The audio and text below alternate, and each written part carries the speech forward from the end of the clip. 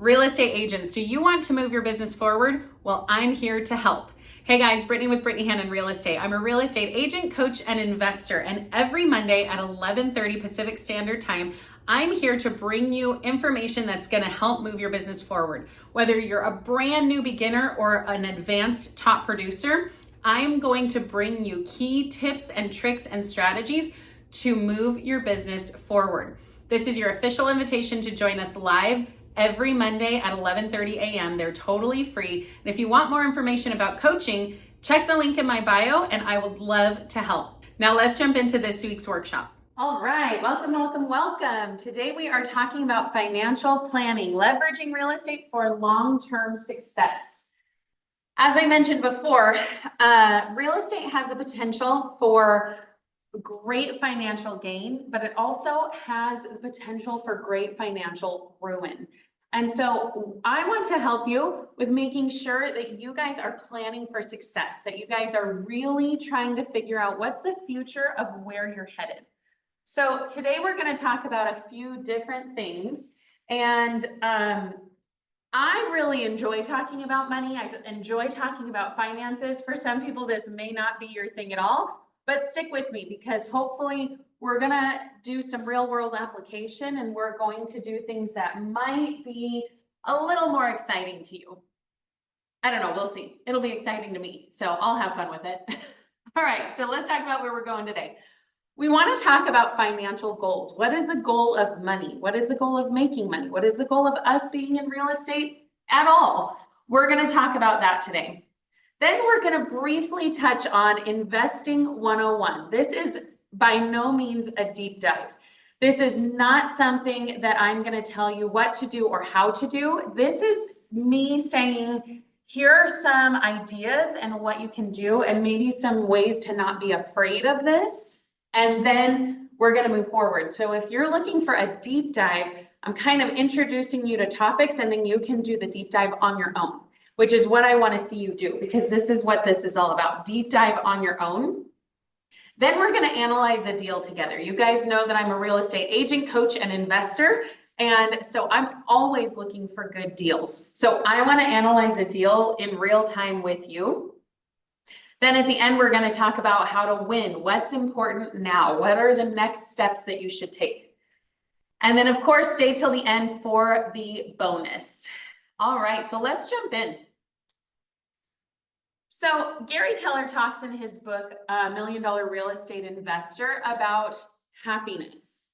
And so many of us tie happiness with money or financial success. But the reality is that there are some key truths. And so I've pulled out a few that really hit me close to home because these are things that I believe in and I resonate with. So the key to happiness is not more money. Happiness is happiness and money is money. They're two totally separate things. You can have both, but the key to happiness is not about money. Now, let me clarify here because one thing, I feel like people usually fall on two separate ends of the spectrum. And some people say, oh my gosh, money is the root of all evil, which by the way, just for my people who know what that verse actually says, it's the love of money is the root of all evil. It's the desire to get more and more and more and more and more and more, because it's not that money is evil. It's that the striving for money or like that putting money up on that pedestal, that money is the ultimate. That is going to be the root of all evil, not money. And the other extreme says, oh no, money's the best and money can buy happiness. And look at all these happy, exciting, fun things that you can get with money. I fall kind of somewhere in the middle. I do think that money gets you some sort of happiness. Money can get you things that are going to lead to you being happier. But study after study after study has shown that just because you have infinite amounts of money, that does not make you happy. But studies have shown that up to a certain amount, and I think it changes with an inflation, but I think right now today that number stands at about 125,000. Once you're making $125,000 a year, everything else is just a cherry on top. So once you have your bases covered, once you're comfortable, you can be happy, because if you have less money and you're poverty stricken, that's when we're stressed out. That's when we're really not happy. That's when things are like not working for us. But if we have now, and I will say, we're talking about like the American view of money here, okay? Like, I know I'm gonna have some people who say like, no, the poorest people in the world are some of the happiest people. Yes, I do recognize that. I understand that, yes. But what we're talking about is us here. The people on this call, the people who I'm connecting with, real estate agents. You need a certain level of money to be able to be comfortable and like that stress is taken away. Once you get actually more money than a certain level, then actually that additional money is now a stressor. So now that money that you have that's like higher and higher and higher can be a stressor. So here's where I say, like, I kind of fall in the middle here, because money is an inanimate object. Money can be used for multiple different things. Just like a brick, you can take a brick and use it to build a hospital or an orphanage or so many wonderful things. You can also take a brick and throw it through a window and use it for destructive purposes. It's the same thing with money. Money does not have an intrinsically good or bad value to it.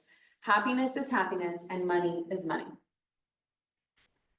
I really like this one because I agree with this, and I have seen it play out time and time and time and time again. Whatever your life is about, more money will amplify it. Money won't change you, it will expose you.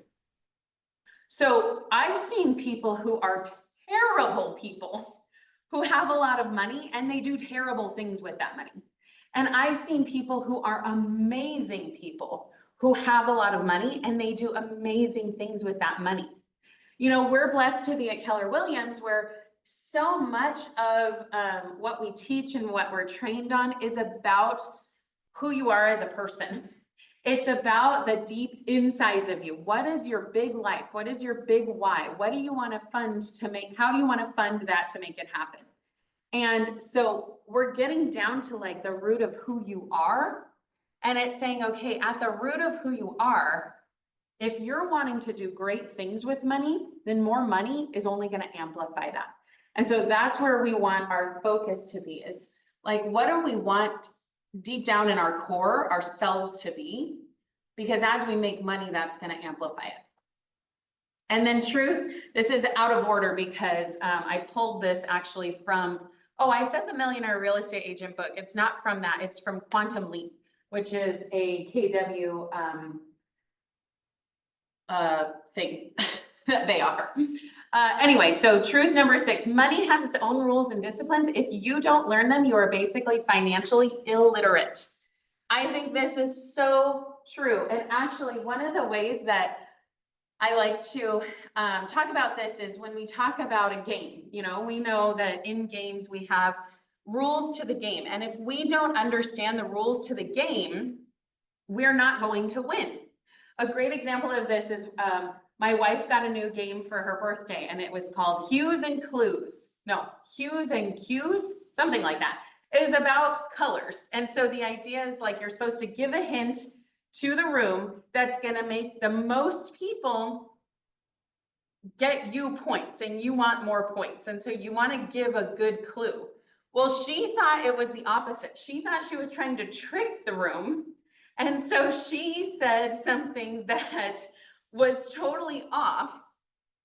She gave a clue that was totally off from what the actual answer was. And so everybody put the answer in this section, and actually her answer was over here. She ended up getting 0 points because she did not understand the game.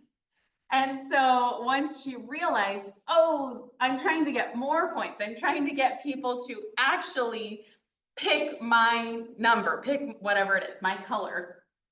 Once she understood the rules, she was able to start winning.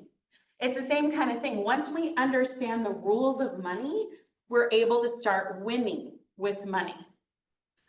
Okay, one more just pro tip for you. One of my favorite games to play, my family is a game playing family, and so every year, or every Friday really, we get together and we play games. My game that I choose is always cash flow. So when it's my turn to choose, I always choose cash flow. No, is that what it's called? Cash flow. Yes, that is what it's called. And this game is from the creator of Rich Dad. Well, the creator of this game is Robert Kiyosaki, who you know wrote Rich Dad, Poor Dad. And the idea is learning the rules of money. And so I've played this with my young sisters for a long time now, and they understand the ins and outs of money, of investing, because the point of this game is you're trying to get as many opportunities as you can, big opportunities, small opportunities, and you're trying to limit the amount of doodads that you buy. We don't want doodads. So the doodads can range from anything from like buying your friend coffee, which is $10, to buying a boat, which is $17,000, and you have to take out a loan, and it's like, no. So this game really helps to put actually like our lives into perspective. And so it's become like a family running joke when we buy silly things that we're buying doodads, and do we really need these doodads and things like that. So learn the game of money. Learn the game of money, learn the rules, and you can win. If you don't know the rules, you're never going to be able to win. Hey guys, we're going to jump into the workshop in just a second, but if you're getting value out of this, be sure to hit the like and subscribe button so you get more videos just like this as soon as they come out. And remember, if you're interested in coaching, reach out to me at the link below. I'd love to talk more about your individual business and how I could help move your business forward. Now let's jump back into the workshop. All right, let's talk about financial independence. So this is the goal for all of us, right? We want to be financially independent, but what does that actually mean? We say that, but we want to talk about what does that mean? So financial independence is a state in which an individual or household has sufficient wealth to live on, here's the key, without having to depend on income from some sort of employment. So financial independence is actually coming from passive income. And actually, that's the point of this cash flow game. I really highly encourage you to get it. That should have been one of my bonuses, but I forgot about that. But your goal in that game is to offset all of your expenses with passive income. So it's either you want to increase your passive income or decrease your expenses, or a combination of both. And that really is, that's what we're trying to do in life, right? We want to decrease our expenses and increase our income. And ideally, we want to increase that from passive income. Now, I will say the goal is financial independence, being free from depending on some sort of employment, but that doesn't mean that we are not going to be employed. So, you know, if you guys have heard of that, the FIRE movement, financial independence, retire early. And what some people, I think, mistakenly believe is that these people are trying to retire early and so that they never have to work a day in their life. Now, I think the goal is that they don't need to work another day in their life. And if they choose to, now this is just in addition, it's just a cherry on top. So when we talk about this, just understand that what I'm telling you is not that you shouldn't have a job. In fact, what I would tell you personally is that you should have a job. You should have a job, and your job right now is being a real estate agent. And sometimes I would say, keep your day job even while you're getting your real estate business up and running, so that you have enough money to withstand the ebbs and flows of real estate until you're making consistent income.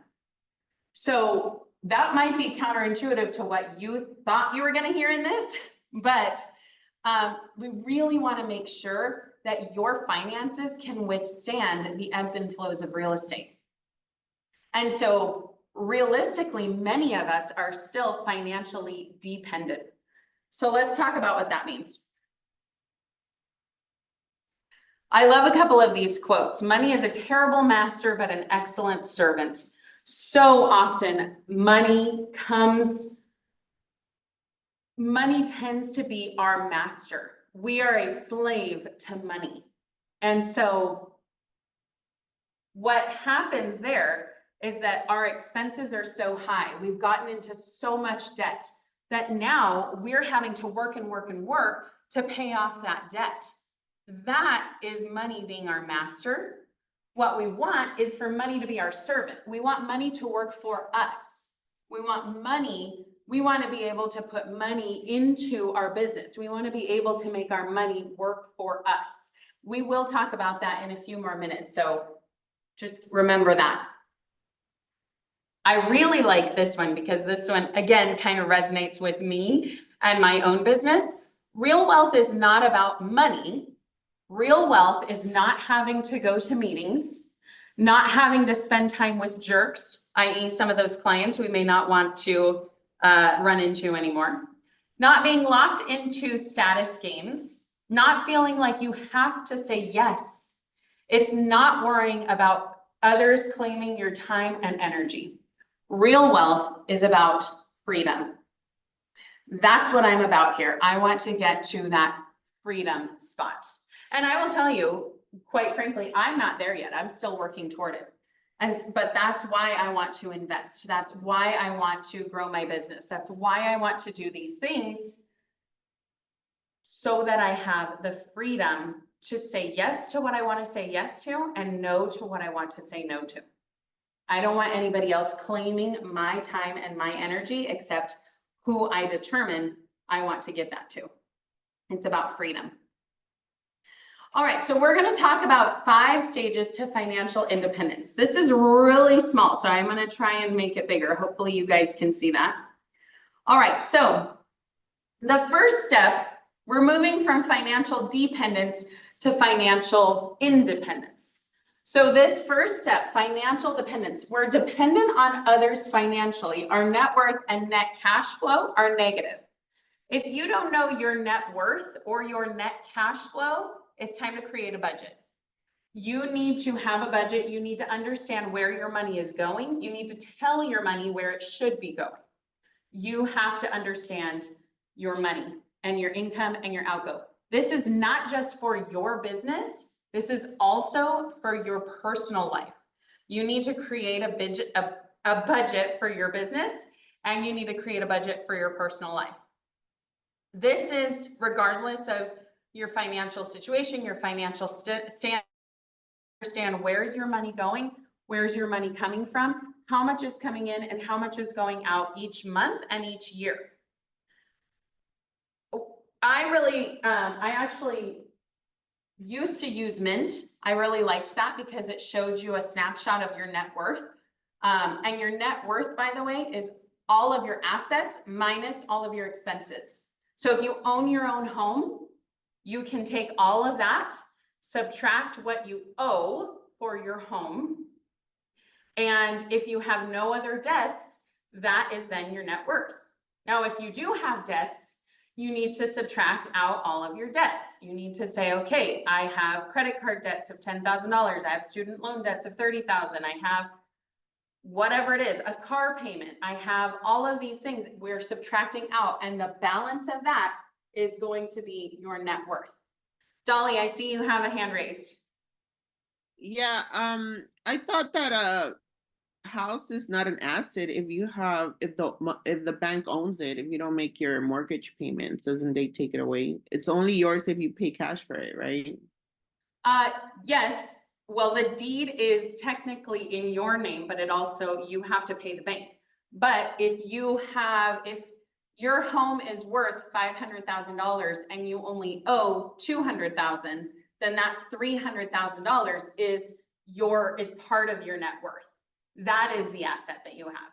Because if you can sell it off and get rid of it, then that piece of it is That piece of it is what goes to the bank, and then the rest of it is yours to keep. So that's why we still say a house is absolutely an asset for you, because 98% of people, and I shouldn't say that because there is a real number of how many people have money, who have equity in their home. So if you have equity in your home, which most people do, then you have a positive net worth. Now, on the flip side, if you don't have any equity in your home, if you don't own your home, if you are paying rent every month, whatever it is, your net worth might be negative. It's what you own minus what you owe. If you don't know this number, you need to find out this number. So I started off saying I used to use Mint. They've now, what's the word I'm looking for? Combined, and they're only offered on, it's only offered on Credit Karma.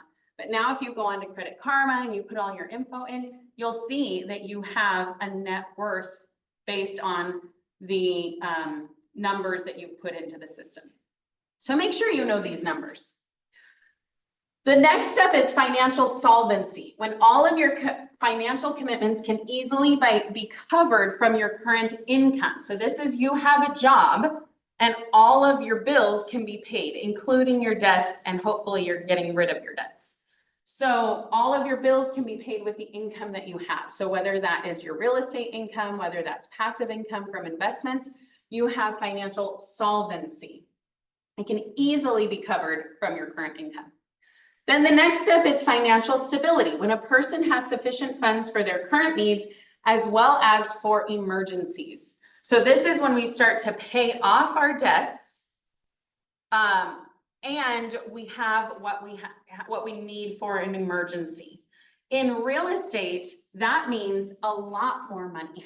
That means we need to have a lot of money, because we need to make sure that we can withstand ebbs and flows in the market, that we can withstand 3 months of not getting a paycheck, or 6 months, or 9 months. Now, hopefully, if you're in coaching, you're closing more deals than that. Hopefully you are getting, you are closing deals and you are having more money. But when we talk about an emergency and what you should have in the bank, most people say you should have 3 to 6 months in the bank. If you're a real estate agent, self-employed, you should up that number, and you should have 6 to 9 months, or even up to a year in the bank, cash in the bank. If you don't have that, you're not quite financially stable yet, which is okay. This is where we're headed. It's all about knowing where we're headed. I'm just going to read it to you. So we've gone from financial dependence to financial solvency to financial stability to now financial security, when one has sufficient savings, stable expenses, and is moving toward being debt-free. Now, I will say, this is not necessarily saying totally debt-free like your mortgage and everything, but what we will talk about is that you should be completely debt-free as far as your consumer debts, and not carry a balance on credit cards.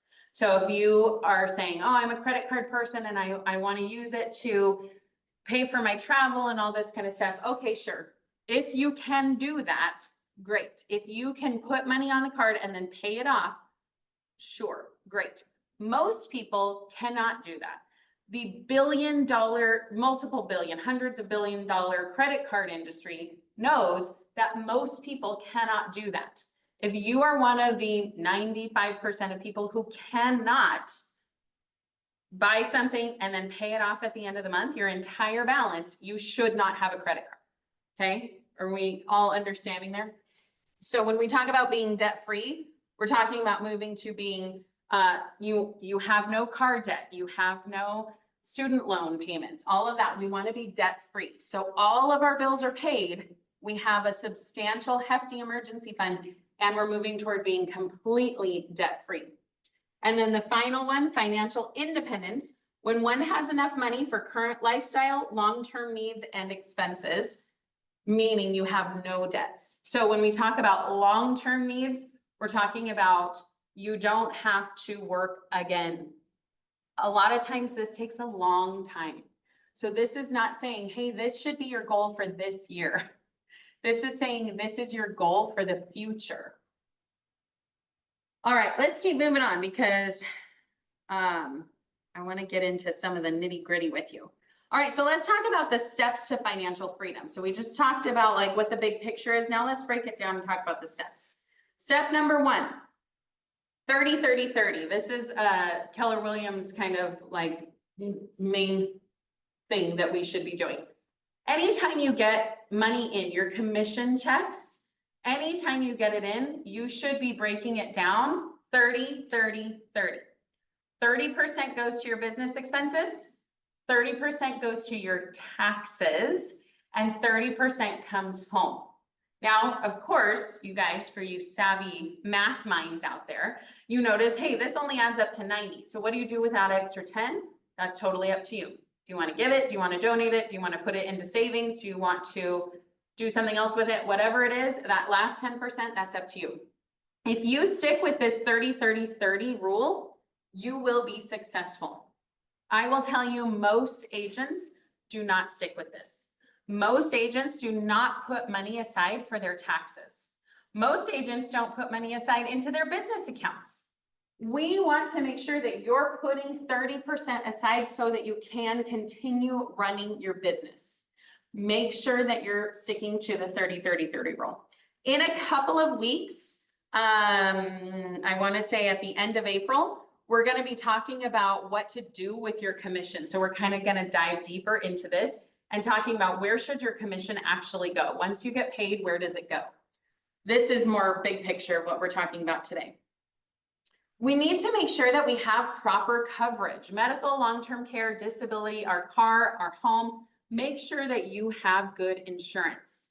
This is kind of a no-brainer, but for so many real estate agents, you have to get your insurance elsewhere. And that's a lot of money. And so a lot of times people say, I don't really need to worry about my health insurance. I don't really need to worry about this kind of stuff. But because of the nature of our industry, if you don't have these things and something happens, now your income has been taken out for who knows how long, however long that you're not able to be covered. So we want to make sure that we're thinking about all of these things. Make sure that you have proper coverage. We talked about this. Pay off your consumer debt and don't carry a balance again.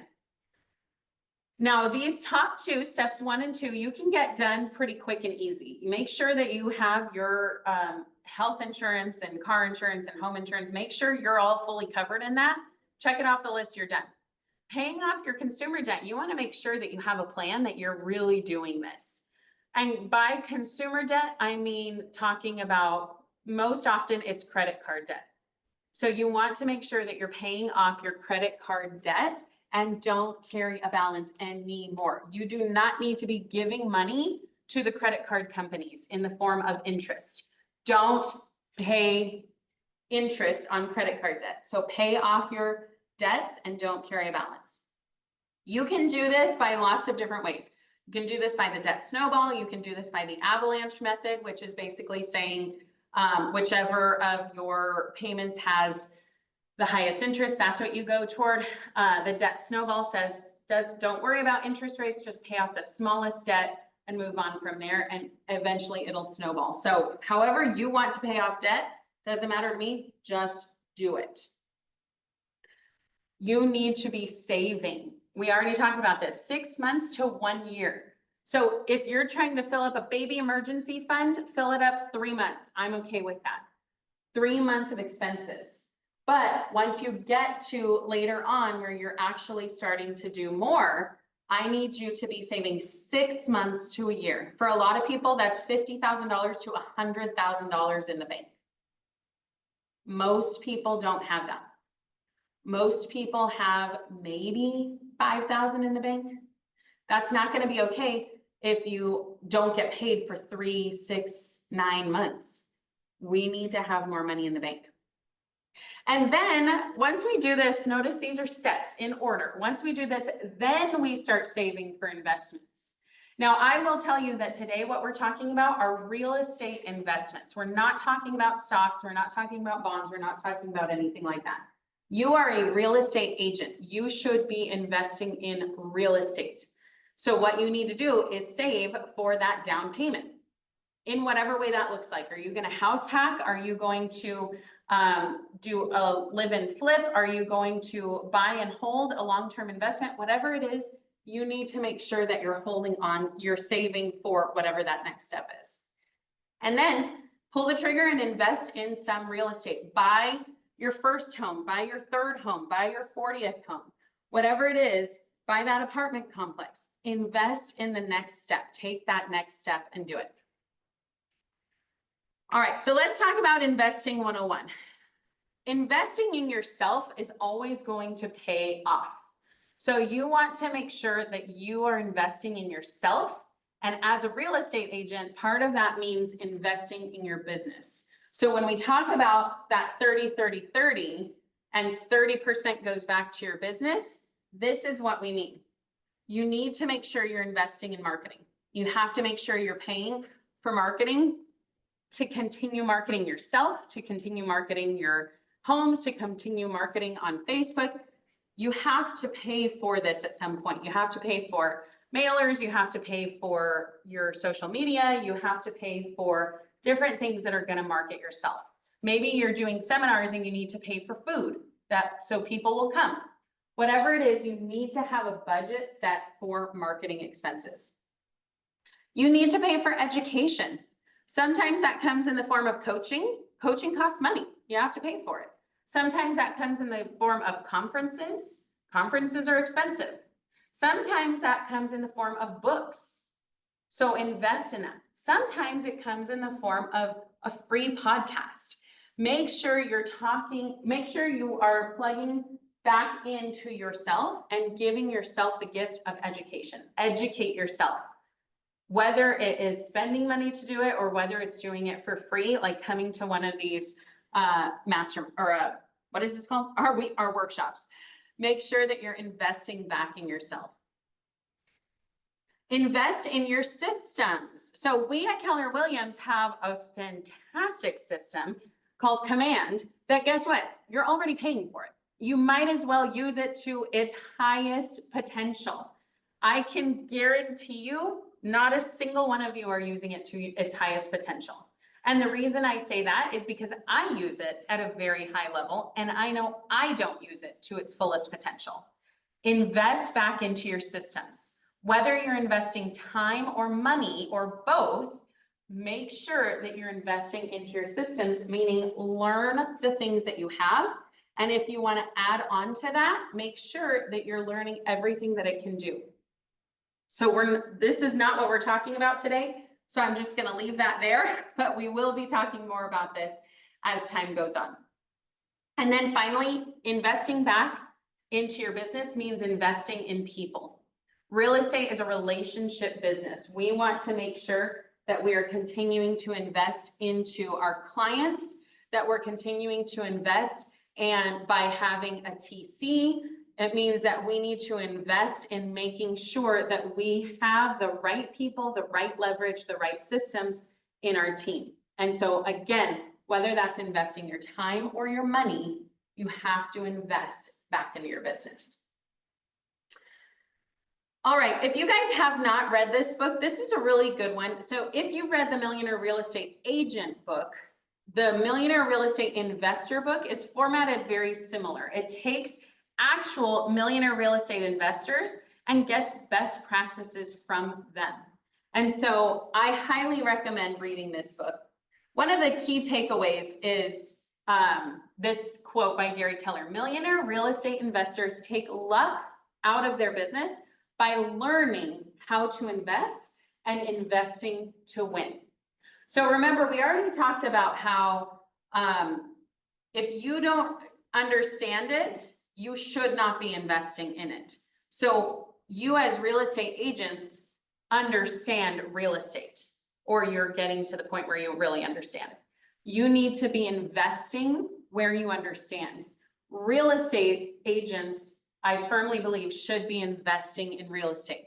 Again, whether that's your primary residence, whether it's your first house that you buy, or whether it's your 20th, or you're buying a storefront, whatever it is, you understand real estate, so you should be starting with real estate. All right, here are a couple of investing myths that come out of that Millionaire Real Estate investor book. So myth number one, investing is complicated. But the truth is, investing is only as complicated as you make it.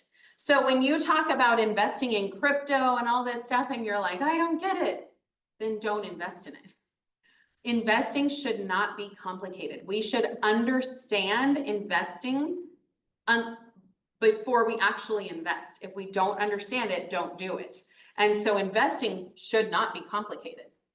Myth number two, the best investments require knowledge most people don't have. But the truth, your best investments will always be in areas you can or already understand. So again, for real estate agents, that's real estate.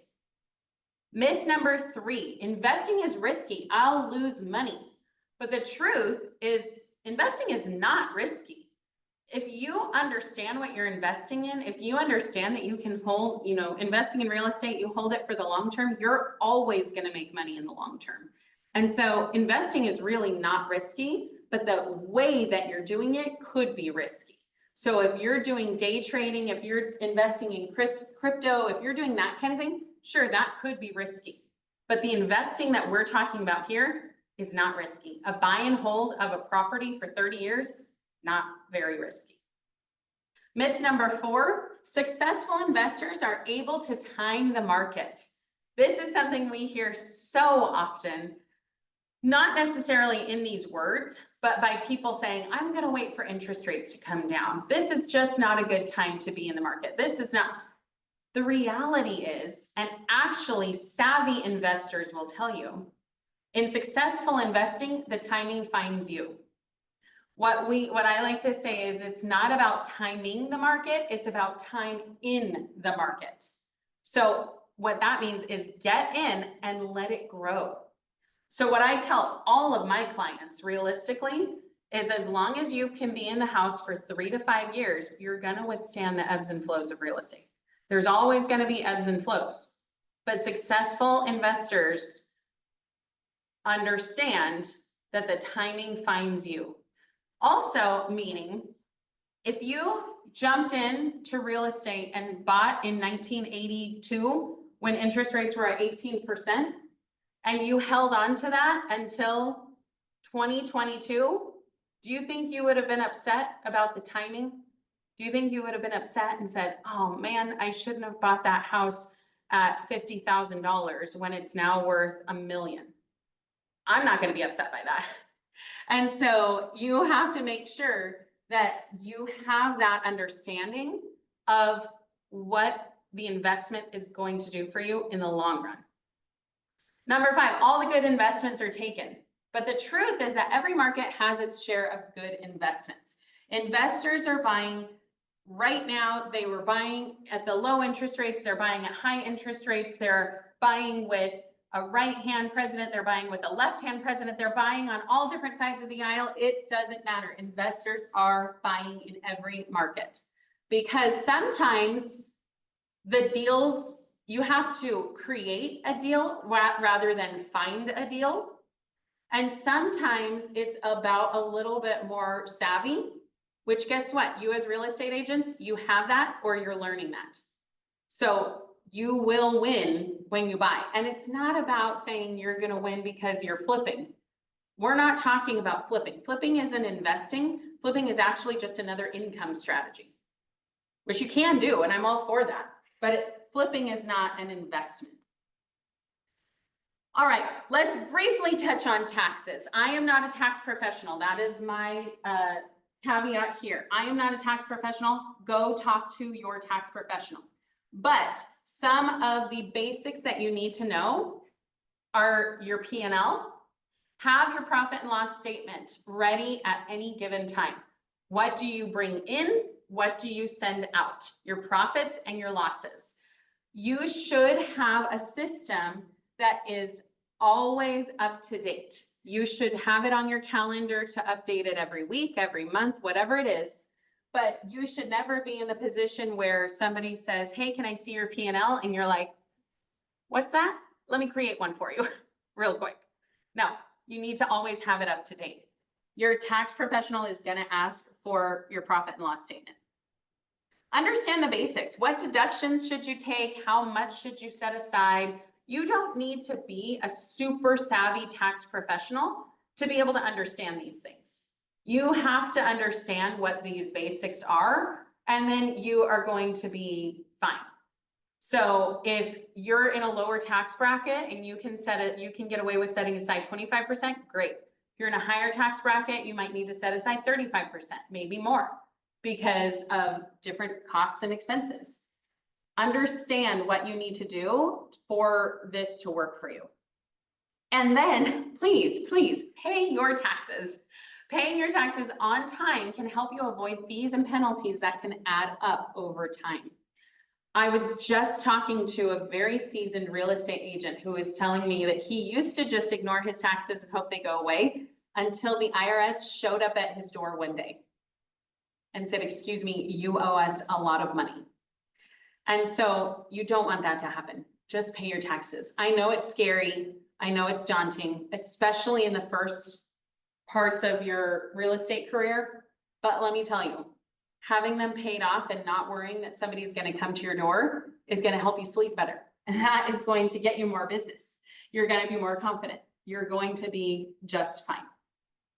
So pay your taxes. All right, let's talk about analyzing a deal. So whether you are the investor or you're working with the investors, there are some key terms and numbers that you're going to need to know. Now, I work with investors, and I have worked with investors a lot. And one of the things that I make sure is that I'm never the one who's solely giving them the numbers. I'm never going to be the one who's like, okay, I ran the numbers for you. Here you go. I always want to be sure to tell them, now you need to do your due diligence. You need to run your own numbers. You need to do all these things, because that cannot fall on me. I cannot have that liability. But you need to understand some of the basics. Now we're going to go through the basic numbers and the basic terms and what they mean. So PITI, I've heard it said pity sometimes. Your PITI is your principal, interest, taxes, and insurance.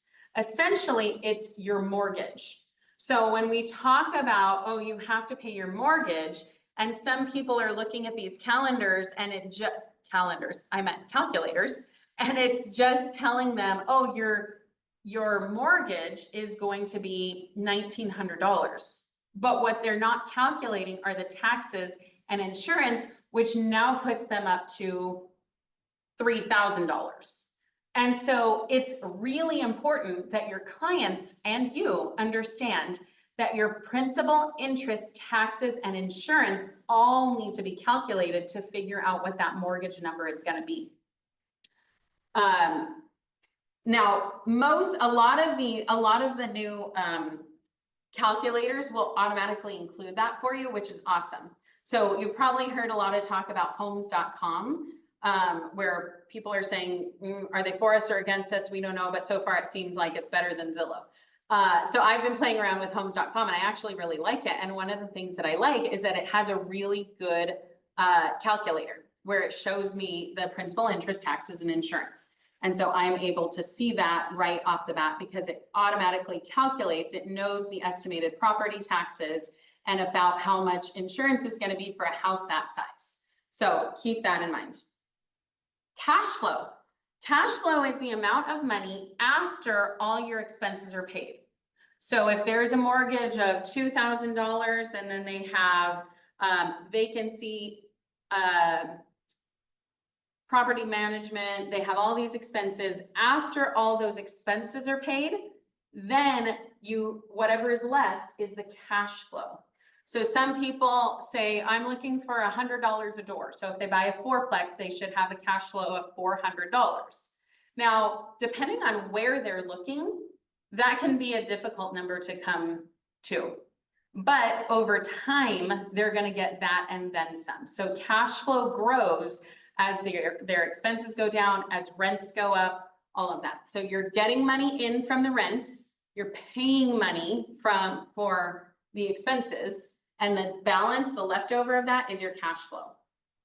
Cap rate. This is also known as the capitalization rate. This is kind of like when you hear, oh, the S&P gives me 8% on average a year. The cap rate is that same kind of number. So in general, investors will say, oh, I want between a 4 and a 10% cap rate. The higher the cap rate, the riskier, quote unquote, the investment. And so again, we're looking at this as a long-term game. So this isn't that big of a deal, but especially newer investors who are just hearing like, oh, this is a word that I should know, they'll throw out, what's the cap rate? And they don't really know what that means. And so it's not that big of a deal. Cash on cash return. This is your ROI, your return on investment. And so basically what you're saying is, okay, I have this much cash in the deal. What's my return on the cash that I have in the deal? So you know that we can leverage real estate. We can leverage that mortgage. And so we don't have, if we own $1 million house, we don't have $1 million of cash in that house. But let's say we have $100,000 of cash in that house. We want to know, what's my return on that $100,000? Am I getting money out of that?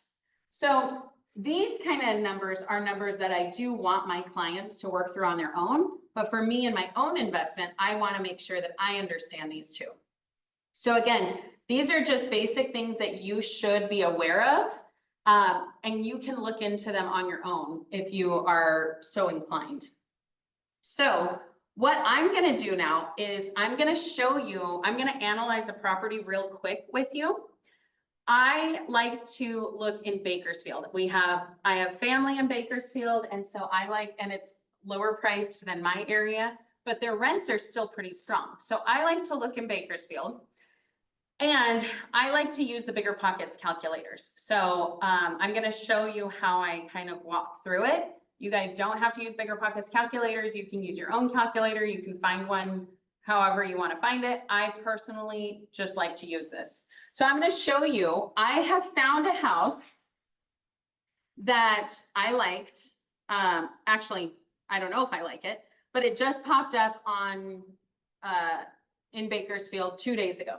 So I know that it's in an area that's like relatively okay, but it's a fixer. So when I go through this, I'm like, oh, okay, it needs a lot of money put into it. Needs new floors, new kitchen, new bathrooms at a minimum. And then there might be other things that we haven't found yet. So it definitely needs some work. I'm not afraid of that. I like to do things like that. So that's all good with me. The purchase price is $360. You can see that it's very tiny. Purchase price is $360. That to me seems a little bit high, but let's just run some numbers on it. Okay, so I've already started this. Like I told you, I'm in the Bigger Pockets calculators. You do not have to worry about this. You can use whatever you want, but this is what I'm using. So I have not gone through and ran the numbers yet. I want to do this with you. All right, so we're gonna go down to the purchase price. Let's just say the purchase price is $360,000. Now, I actually don't put anything in for closing costs because as a real estate agent, I'm going to be able to get a commission, and that commission typically covers the closing costs. So we're doing this quick and dirty, so I'm just not gonna calculate anything for the closing costs. This property needs to be rehabbed, so I'm gonna say yes. The after repair value, I haven't looked too deep into this. Let's say 400,000, I have no idea. And then the repair costs, let's say 75,000. Might be more, might be less. All right, let's do the loan details. It's not a cash purchase. We'll put 20% down because most of the time you need 20% down with an investment property, and I won't be living here. Then we're gonna do, let's say an interest rate right now of 6.5, just guessing. Points charged, I'm not gonna say anything because we don't know, and likely my commission will cover that. Loan terms, 30 years. Now this is cool. The median rent for this property is $2,200 a month. The confidence is medium. And so what I could do, I actually also like Rentometer or Rentometer.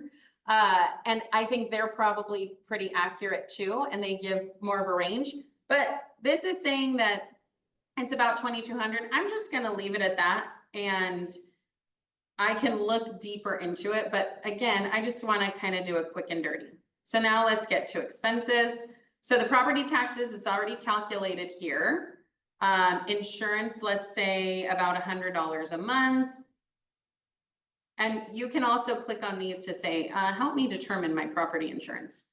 Repairs and maintenance, because we're going to be rehabbing this, I'm not going to put anything for repairs and maintenance here. Vacancy, I always want to put 5%. CapEx, 5%, which CapEx is capital expenditures, meaning maybe the water heater goes out, maybe the roof needs replacement. These are big ticket items. So I want to put 5% aside in reserves each month. Now, management fees, I'm going to self-manage, so I'm not going to worry about this. Electricity, gas, all of these are going to be on the tenant. So I'm not going to worry about these right now either. And let's go to finish analysis. So this right here is telling me I would lose $78 a month today if I bought this with everything that I put into it. So you can see the monthly cash flow. So some of these terms are going to be on here. Monthly cash flow, COC ROI, cash on cash return, negative 0.64%. This does not seem like it is a good deal, right? Mortgage payment, annualized return. So what I could do is I could start adjusting some of these things. Like I could look into this and maybe I could get like a little bit more each month because I'm rehabbing this. So it's going to be really nice. Typically I like to be a little more conservative, but you know, if I say, no, I could get more. Now it's saying $20 a month. That's still not that great. So the total cash needed is going to be 147. But what if I said, okay, 360 is too high for this. I want to offer 340. What I understand is that every deal works. Every deal is a good deal. It's just at what price is it a good deal? So now if I adjusted this to 340, now that's giving me $120 cash flow. So that's looking a little bit better. Cash on cash return is still only 1%. That's not very good. But investing in California, investing in California is more about the appreciation and the overall growth than the current return that you're getting right now. What my goal is to make sure that it's covering all of the expenses and that I'm not putting money into it each month. So you can see NOI means net operating income. So again, what you're going to net after all the income comes in and everything is paid, you're going to net $22,000. Cash on cash return, pro forma, this is saying what is the potential of it. So as rents go up, all of that. So the 50% rule, this is talking about, there is a kind of rule of thumb for 50% of like 50% of expenses, blah, blah, blah. These general rule of thumbs don't necessarily apply to California properties because again, California is more about the income. So if I used to invest in Ohio, you would see a lot of these better numbers because these numbers it's a very low purchase price and the rents are continuing to go up. So with this deal, I probably would only buy it if I could get it at a better purchase price. I'm going to put this back down because I want to be more conservative. So it's telling me I'm only going to cash flow $22 a month. So I probably would want an even lower purchase price, maybe $325. And so if I did that, okay, now we're closer to $100 a month, which remember that number is going to grow over time because my rents are going to grow over time. So this is kind of an interesting, like this is a good thing for me to look at as a real estate investor. For you as a real estate investor, you should also be looking into these things. So I just wanted to show you kind of briefly, I wanted to analyze property with you in real time. And remember that as you do this, you want to make sure that you're educating yourself, whatever the next step is for you. If you're like, I am not looking at rental properties, maybe you need to buy your own home first. Maybe you look at a house hack where you live in one portion and rent out the rest. Maybe you are renting out some rooms. Maybe you Airbnb. The first house that I bought, I would Airbnb it because I wanted to make extra income off of my house, but I still wanted to live there. So I would short-term rental it and go stay at my mom's house for, like when it was in the short-term rental, and or when I had a guest staying there. And the first full year that I did it, I covered my mortgage plus like $10,000. So, and that was with me wanting to actually live there. So I was like really making it hard for people to stay. Not saying that those results are typical or that's what you should do, but I am just saying that you can get creative, especially because you have more industry knowledge. This is like, I always say, doing real estate is like a legal way of insider trading because you have the inside secrets. You understand what's going on in the industry, and now you can also purchase this commodity. All right, so what do we do now? What's important now? Get on a budget. That was the first thing that we talked about today. Make your money work for you. You want to make sure that if you're in the beginning stages and you feel like all my money is going out somewhere and I don't even know where it goes, get on a budget and see where your money goes. This was something that my wife and I did. We decided to do a no spend March and basically we're not spending on frivolous things like going out to dinner because, I mean, let's be real. When we go out to dinner, it's $100 for two people. It's $100. And if we do that 4 times in a month, that's $400 on going out to dinner, not including groceries. That's only eating 1 time, well, 4 times. But we wanted to just see like how much of an impact is this going to make? So it was frivolous things like Starbucks and going out to dinner. And if I wanted to buy something cute for my puppy, I was like, no, let's wait until April. So all of that kind of stuff. And I was able to see like, wow, we really spend a lot of money on this. So now we're able to go into April saying, okay, we didn't buy X. Do we want to buy that now going into April? Or do we want to go out to dinner? Or do we want to whatever? Now we're more aware of it. Not to say that we're not going to, just to say that we're more aware of it. That's what a budget does. It helps you to be more aware of your life and your lifestyle. Pay your taxes. Where are we? March 20 something? Taxes are due soon. And so if you have not done your taxes yet, now is a great time to dust off all of your P&Ls and all of that kind of stuff that you're looking at or haven't looked at. We want to make sure that you are on the up and up. Pay your taxes. Get a good tax professional on your team to help you achieve your goals. And then finally, invest in yourself.